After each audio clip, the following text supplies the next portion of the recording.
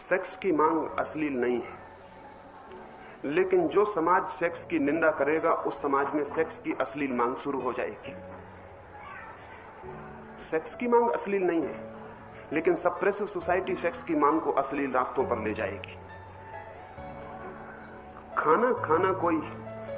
खाने की मांग कोई पाप नहीं है, लेकिन मैं एक ऐसे घर में पैदा हुआ जहां 16 वर्ष तक मैंने कभी रात को खाना नहीं खाया और सोचता था कि रात खाना खाया तो नरक गया। न कभी घर में किसी को खाते देखा था, और जो आसपास खाते थे तो घर के लोगों का भाव भी देखा था कि वो सब नरक जाने वाले। 16 साल तक घर के बाहर भी ज्यादा नहीं गया था, तो मुझे कभी रात खाने का मौका भी नहीं आया। एक बार कुछ मित्रों के साथ पिकनिक पे गया, कॉलेज में पहुंचा तो वो तो सब रात को खाने वाले थे। पहाड़ पर दिन भर घूमे, थक गए, उन्होंने दिन तो खाने की कोई फिक्र न की, रात खाना बनाना शुरू किया। अब मैं दिन भर का भूखा हूं, थका मांदा हूं, उनके खाने की सुगंध सामने ही खाना बन रहा है। मेरा पूरा मन तो इंकार कर रहा है कि खाना मत खाना, क्योंकि इससे बड़ा कोई पाप नहीं है, और भूख कह रही कि खाना खाना ही पड़ेगा। असंभव है रोकना। फिर उनके खाने की सुगंध घेर रही, फिर उन सबका मनाना भी आकर्षण दे रहा है कि खाइए, से क्या बिगड़ता है, हम सब नरक जाएंगे तो तुम भी चले चलना, इतने लोग सब नरक जाएंगे। उनकी बात आखिर में मान ली, खाना खा लिया। खाना तो खा लिया, लेकिन रात में 3 बार वॉमिट हुई। जब तक पूरा खाना नहीं निकल गया तब तक मैं रात में सो नहीं सका। उस दिन मैंने यही सोचा कि ये पापपूर्ण चीज थी, इसलिए वॉमिट हो गई। आज मैं जानता हूं पापपूर्ण होने से कोई संबंध ना था। मेरा जो विरोध था, मेरी जो निंदा थी, मेरे जो मन का भाव था, मेरी जो सप्रेसिव दिमाग था कि नहीं खाना है, उसने रिवोल्ट पैदा किया है, उसने वॉमिट भी पैदा कर दी। अब तो बहुत बार खा रहा हूं, अब वॉमिट नहीं होती। इतने लोग खा रहे हैं, उन्हें नहीं होती। उस दिन मैंने यही समझा था कि वॉमिट जो है वो पाप को बाहर फेंक देने के लिए है। सेक्स की मांग तो स्वाभाविक है, न हो तो आदमी बीमार है।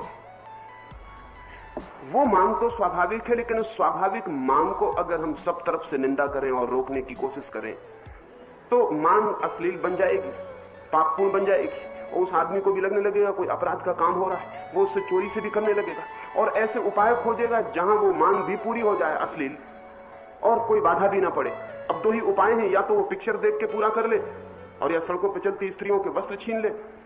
एक ही उपाय है, या तो वो कविता पढ़ के पूरी कर ले या बाथरूम में गालियां लिख के पूरी कर ले। वो कुछ उपाय खोजेगा और उस उपाय से एक नई मांग पैदा होगी, एक नया बाजार पैदा होगा। मैं ये नहीं कह रहा हूं कि सेक्स की मांग गलत है, मैं ये कह रहा हूं कि सेक्स के संबंध में हमारी जो धारणा है दुश्मनी की, वो गलत है। वो दुश्मनी की धारणा अश्लीलता पैदा करती। अश्लीलता दमन का सहज परिणाम है, और जितना स्वस्थ समाज होगा उतना कम दमन वाला होगा, उतनी कम अश्लीलता होगी, क्योंकि चीजों के तथ्यों को हमने स्वीकार कर लिया होगा। एक छोटा सा बच्चा पूछ रहा है, एक छोटे से बच्चे के मन में भी जिज्ञासा है कि लड़की का शरीर कैसा है, एक छोटी लड़की के मन में भी जिज्ञासा है कि लड़के का शरीर कैसा है, और हम सबने उसके शरीर ढांके हुए हैं। और जिज्ञासा बिल्कुल स्वाभाविक है, क्योंकि लड़के को लड़की कुछ अलग मालूम पड़ती है, लड़की को लड़का कुछ अलग मालूम पड़ता है। घर के लोग अलग अलग होने का भाव भी पैदा करते हैं, कॉन्शियसनेस भी पैदा करते हैं कि वो लड़का है, वो लड़की है। लड़का गुड्डी खेल रहा हो तो इंकार करते हैं कि लड़कियों जैसा काम कर रहे हो। स्वाभाविक है कि वो जानना चाहे कि फर्क क्या है, भेद क्या है, और कभी उसको पूरा नहीं देखा है तो वो छिपके देखना चाहता है। वो डॉक्टरी का खेल खेल के और लड़की के घांगरे के भीतर घुस जाना चाहता है। वो कुछ ना कुछ उपाय खोजेगा। अब ये उपाय अश्लील हुए चले जा रहे हैं, ये उपाय खतरनाक हुए चले जा रहे हैं। इनका ईजाद करने वाला बच्चा नहीं है, इनका ईजाद हम करवा रहे हैं, हम उसको रोक रहे हैं। अगर लड़के और लड़कियां नंगे साथ खेल रहे हो, स्नान कर रहे हो, एक उम्र तक नंगे बड़े हो रहे हो, और कोई कॉन्शियसनेस न दी जा रही हो कि ये शरीर अलग, ये शरीर अलग, वो उसके अलगपन से परिचित हो गए होंगे, वो बड़े हो गए होंगे। आज भी आदिवासी समाज में शरीर के प्रति वो जुगुप्सा नहीं है जो हम में है, क्योंकि शरीर खुले हुए हैं। जुगुप्सा का सवाल क्या है? सीक्रेसी नहीं है तो अश्लीलता का सवाल क्या है? एक आदिवासी को हैरानी ही होती है ये बात देख के कि स्त्रियों के स्तनों का इतना प्रचार विज्ञापनों में हो, फिल्मों में हो। एक हैरानी ही होती है कि मामला क्या है, ये दिमाग खराब हो गया लोगों का क्या? स्त्री के स्तन है तो ठीक बात है, इसमें मामला क्या है तब बढ़ाने का? और कालिदास से लेकर और सारे कवि स्त्री के स्तनों की चर्चा कर रहे हैं, महाकवि भी वही चर्चा कर रहा है, कालिदास भी वही कह रहे हैं, और सारे लोग वही कह रहे हैं। कालिदास को जंगल में फल लटके दिखाई पड़ते हैं तो भी यही दिखाई पड़ता है कि स्त्री के स्तनों जैसे फल लटके हुए। ये कुछ ना कुछ अस्वस्थ हो गई कहीं कोई बात, कहीं हमने ऐसा धक्का दिया है कि हमने परवर्षण का उपाय पैदा कर दिया। नहीं तो फल में फल दिखाई पड़ना चाहिए, फल से स्त्री के स्तन के देखने का क्या संबंध? कोई मामला नहीं समझ में आता, कोई एसोसिएशन नहीं दिखता। लेकिन हमने जब सब तरफ से रोका है तो माइंड नए नए मार्ग खोज रहा है, नई तरकीबें खोज रहा है और नए उपाय खोज रहा है। ये मांग हमारी जो शुद्धतावादी दृष्टि है उसने पैदा की, और मजा यह है कि वो शुद्धतावादी दृष्टि कहती है कि हम नियम इसलिए पैदा करते हैं कि आपको स्वस्थ कर सके, हम व्यवस्था इसलिए देते हैं कि आप गड़बड़ ना हो जाएं, हम अनुशासन इसलिए बनाते हैं कि आदमी भटक न जाए, और उसके अनुशासन, उसकी व्यवस्था, उसके सारे नियम मिलके जैसा आदमी है उसको भटका रहे हैं। मैं ये नहीं कहता हूं कोई व्यवस्था ना हो, कोई नियम ना हो, मैं ये कहता हूं कि अभी जो व्यवस्था है अवैज्ञानिक है। व्यवस्था जरूर हो, नियम भी जरूर हो, अनुशासन भी जरूर हो, लेकिन वैज्ञानिक हो, क्योंकि इस व्यवस्था और नियम का ये आउटकम है जो हमें दिखाई पड़ रहा है। और मजा यह है कि हम सोचते हैं कि इस व्यवस्था को और मजबूत करो, तब ये रुक जाएगा, इसको हम जितना मजबूत करेंगे उतना ये बढ़ जाएगा। ये उसी से पैदा हो रहा है, ये उसी से संबंधित है। ये बात ठीक है कि कोई नियम जरूरी है समाज को चलाने के लिए, लेकिन जो नियम हमने आज तक बनाए हैं वो समाज को चलाने में कम, रोकने में ज्यादा साधक हुए हैं। ये भी सच है कि समाज में एक व्यवस्था, एक स्थिरता चाहिए, लेकिन स्थिरता का मतलब जड़ता नहीं है, और व्यवस्था का मतलब मार डालना नहीं। और आदमी की जिंदगी को सब तरफ से अगर इतने सींचों में बांध दिया जाए कि हिलना डुलना मुश्किल हो जाए, तो वो छलांग लगा के कूद पड़े और सब तोड़ दे, ये भी मुश्किल नहीं है, ये भी बिल्कुल आसान है, ये उसी से पैदा होगा। मेरी दृष्टि में हमारी अश्लीलता हमारी नैतिकता का फल है। सेक्स का नहीं कह रहा हूं, सेक्स का परवर्शन हमारी नैतिकता करती है, जैसी नैतिकता हमने बना रखी। इसका यह भी मतलब नहीं कि मैं ये कह रहा हूं कि कोई नैतिकता ना हो, इसका केवल मतलब इतना है कि जो नैतिकता अब तक है वो बहुत गहरे में अनैतिक है, उसके परिणाम अनैतिक है। नैतिकता पूरी बदलनी पड़ेगी, कुछ और ढंग से सोचना पड़ेगा। अगर बच्चे लड़कियों को नग्न देखना चाहते हैं, लड़कियां बच्चों को नग्न देखना चाहती हैं, तो नैतिक समाज वो होगा जो इसकी सरलतम सुविधापूर्ण व्यवस्था कर दे कि बच्चों को खुद अपने प्राइवेट रास्ते न खोजने पड़े। तो शायद एक बच्चा ज्यादा स्वस्थ पैदा हो सकेगा। जिज्ञासा उसकी पूरी हो गई, वो आगे बढ़ जाएगा, वो अटकाव नहीं रह जाएगा, वो उलझाव नहीं रह जाएगा, वो किसी तस्वीर में नंगा देखने की आतुरता छोड़ देगा। तस्वीर का नंगा होना अर्थहीन हो जाएगा, उसने नंगे लोगों को देख लिया है, तस्वीर में देखने की अब कोई जरूरत नहीं है। तस्वीर तभी तक सार्थक है जब तक सब्स्टिट्यूट है, और वो सब्स्टिट्यूट रहेगी।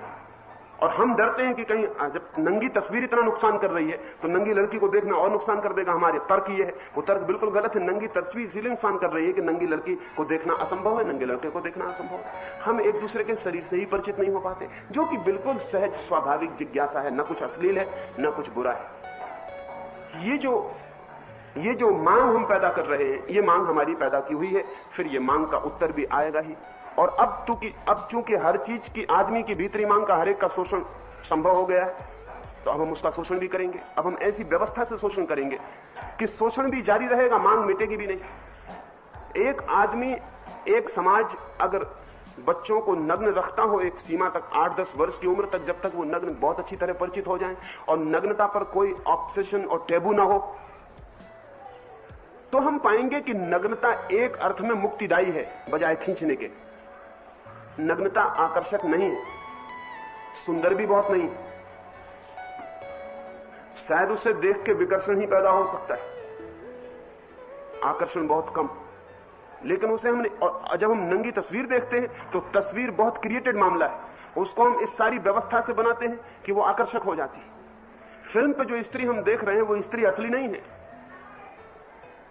वो स्त्री 90% आदमी की ईजाद है। उसकी सारी बनावट, उसका सारा सौंदर्य, उसके अंग का अनुपात, वो सब ईजाद है, वो सारी व्यवस्था है, वो सब फोटोग्राफी है, वैज्ञानिक टेक्निक है। और एक ऐसी स्त्री हम देख रहे हैं जिसको पहले ऋषि मुनि स्वर्ग में अप्सरा की देखा करते थे, अप्सरा को, अब हम उसको फिल्म में देख रहे हैं। ऋषि मुनियों को अप्सरा देखनी पड़ती थी क्योंकि फिल्म उपलब्ध नहीं थी, हमको फिल्म देखने को मिल गई, इसलिए अप्सरा की हमने फिक्र छोड़ दी। लेकिन वो जो अप्सरा जैसी स्त्री खड़ी हो गई वो नुकसान पहुंचाएगी, क्योंकि उसका एक बिंब हमारे मन में बनने वाला है, बनेगा ही, हमारी मांग भी वही है। और कोई असली स्त्री उस बिंब को पूरा नहीं कर पाएगी तो कठिनाई हो ही जाने वाली। कोई असली स्त्री न उतनी सुगंधित मालूम पड़ेगी, न उतनी सुंदर मालूम पड़ेगी, न उतनी अद्भुत मालूम पड़ेगी। असली होगी, ठोस होगी, शरीर होगा, शरीर में पसीना भी होगा, बदबू भी होगी, और सौंदर्य 2 दिन में फीका भी पड़ जाएगा। ठीक ही है, वो सौंदर्य ना फीका पड़ता, फासले पर है, दूर है। तो ये हमने जो नैतिक आरोपण से एक व्यवस्था पैदा की है, उस व्यवस्था से अश्लीलता आ गई, अश्लीलता से मांग आ गई। अब मांग को पूरा करना जरूरी हो गया, लेकिन पुराना नीतिवादी कहता है ये मांग से जो सप्लाई पैदा हुई ये बंद कर दो। उसका कहना है कि सप्लाई बंद कर देने से मांग मिट जाएगी। ये मुझे अवैज्ञानिक मालूम पड़ता है। मांग कैसे मिट जाएगी? नई मांगे पैदा हो जाएंगी, और खतरनाक मांगे भी हो सकती हैं। आज अगर कलकत्ते में यह हालत है कि सड़क पे चलती स्त्री का कपड़ा उतार ले, पूरी धोती उतार ले और उसे नंगा कर दे, गहने छीनने की हमने बात सुनी थी, पूरी धोती ही उतार ले, और नंगी स्त्री को बीच सड़क पे छोड़ दें और उससे कहें कि जाओ पास में दुकान है, वहां से धोती खरीद लेना। अगर हम चित्रों में मौका और किताबों में मौका नहीं देते तो ये हो सकता है, ये बढ़ेगा, इसकी संभावना बढ़ती चली जाएगी। स्त्री को धक्का मारना भी रसपूर्ण हो गया, हालांकि धक्का मारने में कोई भी रस नहीं हो सकता। एक प्रेमपूर्ण स्पर्श में तो रस हो सकता है, लेकिन सड़क पर चलते एक स्त्री को धक्का मार के निकल जाने में कौन सा रस हो सकता है, ये समझ के बाहर है। लेकिन जब प्रेमपूर्ण स्पर्श का कोई उपाय न रहा हो तो धक्का मारना भी रसपूर्ण हो सकता है। और एक लड़की पे एसिड फेंकना कौन सा अर्थ रखता होगा या कौन सी सेक्स से संबंधित होगा, इसकी कल्पना करनी मुश्किल है कि लड़की पे एसिड फेंकना सेक्स की किसी किताब में कभी नहीं सुझाया गया कि ये कोई सेक्स की रिलेशनशिप होगी। लेकिन अगर लड़की से दूर दूर रखोगे तो ये फल होने वाला है कि जो हमें इतने जोर से आकर्षित कर रहा है उसके पास भी नहीं जा सकते, उसको मिटा दो। ये विकृतियां पैदा होने वाली, ये परवर्शन पैदा होने वाली। हमारी नीति को और हमारे परवर्शंस को, हमारी विकृतियों को मैं एक ही चीज के दो हिस्से मानता हूं। और इसलिए परवर्शंस जो मांगे पैदा कर रहे हैं उनको मिटाने का सवाल नहीं है, परवर्शंस जहां से काज की तरह आ रहे हैं, ओरिजिनल सोर्स जहां से है उसे बदलने का सवाल है। मौलिक कारण हमारी नैतिक व्यवस्था है जहां से विकृतियां पैदा हो रही हैं। लेकिन पुराना नीति शास्त्री उस नैतिक व्यवस्था पर संदेह भी नहीं उठने देना चाहता। आप एक और बात कहे, वो बहुत बढ़िया है। आप कहे कि D.H. लॉरेंस की किताबों को पढ़ के कई स्त्रियों को लगा कि हमने तो कोई सेक्सुअल ब्लिस अनुभव ही नहीं की, और पहले उनको बिल्कुल नहीं लगा था। इसमें थोड़ा सोचने जैसा है। पहले उनको बिल्कुल ना लगने का कारण ये नहीं था कि उनको आनंद मिल गया था, जो उनको मिल रहा था उसको ही वो आनंद समझे हुए बैठी थी, जो मिल रहा था। लेकिन वो आनंद लग नहीं रहा था, लेकिन किसी आनंद का कोई पता ही नहीं था, कोई बोध ही नहीं था। लेकिन बहुत गहरे अनकॉन्शियस में मांग तो रही होगी कि ये आनंद नहीं है, एक बोर्डम है रोज की जो हो रहा है। D.H. लॉरेंस को पढ़कर उनको पहली दफा पता चला होगा, पहली दफा कंपैरिजन पैदा हुआ होगा, और उनके पूरे चित्त ने कहा होगा कि नहीं, वो आनंद नहीं था। मैं नहीं कहूंगा कि D.H. लॉरेंस पढ़ के नुकसान हुआ, मैं कहूंगा उनकी चेतना का विकास हुआ, और जो अचेतन था वो प्रकट हुआ, बिल्कुल प्रकट हुआ। और उन स्त्रियों को जानना चाहिए कि वो आनंद नहीं था, तो शायद स्त्रियां वो व्यवस्था कर सके जहां आनंद मिल सके। अधिकतम स्त्रियों को सेक्सुअल क्लाइमेक्स कभी मिलता ही नहीं, उन्होंने कभी अनुभव नहीं किया उस चरम अनुभव का जो संभोग से उपलब्ध होना चाहिए। मगर उन्हें पता भी नहीं, क्योंकि दूसरा कोई सवाल भी नहीं। अंधे आदमी को अगर आंख वाले न मिले तो शायद वो यही समझता होगा कि यही होना स्वाभाविक है। सिमोन वेल ने लिखा है कि उसको 30 साल की उम्र तक सिर में दर्द बना रहा, वो कभी मिटा ही नहीं, पर उसे पता ही नहीं था, क्योंकि वो बचपन से साथ ही चल रहा था। जब पहली दफा मिटा तब उसे पता चला कि मर गई। ये 30 साल तो मेरी खोपड़ी गर्म थी, लेकिन वो 30 साल गर्म थी तो पता कैसे चलती। जिन स्त्रियों को D.H. लॉरेंस को पढ़ के पता चला, वो अगर आनंद में होती तो पता नहीं चल सकता था। वो शायद यही कहते कि ठीक है, ये आनंद हमने पाया, या वो ये कहते हैं कि D.H. लॉरेंस फिजूल की बातें कर रहा है, हम तो इससे बहुत गहरा आनंद पा ही चुके। लेकिन उनको ये लगा कि हमारा सब व्यर्थ था, वो आनंद नहीं था। मैं मानता हूं वो ठीक ही लगा। अधिकतम स्त्रियों को सेक्स से कोई आनंद नहीं मिल रहा, इसलिए अधिकतम स्त्रियां सेक्स के प्रति एक अरुचि जाहिर करती हैं जो पुरुष जाहिर नहीं करते। सच बात यह है कि पुरुष और स्त्री के क्लाइमेक्स में कुछ प्राकृतिक गड़बड़ है। पुरुष का क्लाइमेक्स बहुत जल्दी आ जाता है, स्त्री का क्लाइमेक्स थोड़ी देर से आता है। पुरुष निपट जाता है, तब तक स्त्री क्लाइमेक्स पे पहुंचती ही नहीं। और जो नीतिवादी लोग हैं, उन नीतिवादियों ने उपद्रव पैदा किया है। उन नीतिवादियों की वजह से उपद्रव पैदा हुआ। उसके कारण असल में स्त्री के लिए, जिसको सेक्स फोर प्ले कहते हैं, उसकी जरूरत है बहुत देर तक। एकदम से सीधा संभोग किसी भी स्त्री को सुख नहीं दे सकता। उसको आधा घंटा, घंटा भर फोर प्ले की जरूरत है कि पुरुष उसके शरीर से खेले, सिर्फ संभोग में न चला जाए सीधा। उसके शरीर से इतना खेले कि वो करीब करीब सेक्सुअलिटी से भर जाए, उसका रोआ रोआ सेक्स से भर जाए, और तब अगर संभव हो तो वो करीब करीब एक साथ क्लाइमेक्स को छू सकते हैं, नहीं तो वो छू नहीं पाते, स्त्री ठंडी ही रह जाती। लेकिन दूसरे की स्त्री के साथ तो फोर प्ले हो सकता है, अपनी स्त्री के साथ फोर प्ले करने की कौन सुविधा पाता है? कैसे सुविधा पाएगा? कौन जरूरत समझता है?